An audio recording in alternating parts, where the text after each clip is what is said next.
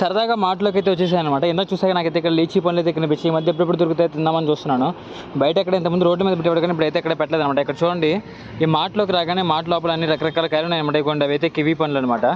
కివీలు ఉన్నాయండి. ఇవి ఏంటివి? ఇవి వచ్చేసి ఇదిగోండి, ఇవి వచ్చేసి మనకి బ్లూబెర్రీస్ అనుకుంటా. అవి వచ్చేసి కివీ పండ్లు. ఇవ్వండి, బ్లూబెర్రీస్ చాలా ఉన్నాయన్నమాట ఇక్కడ.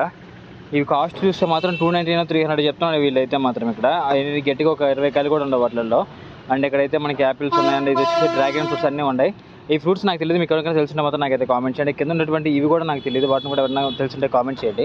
అండ్ ఇవిగోండి మన లీచీ పండ్లు అయితే ఇవే అనమాట. ఇవి మనకి ఎంత పడతాయో చూసి కాస్ట్ ఎంత పడుతుందో కూడా చూద్దాం. గట్టిగా నాకు తెలిసి వీటిల్లో 11 అంతే కరెక్ట్గా 11 కాయలు ఉన్నాయన్నమాట. 11 కాయలు టేస్ట్ చూద్దాం.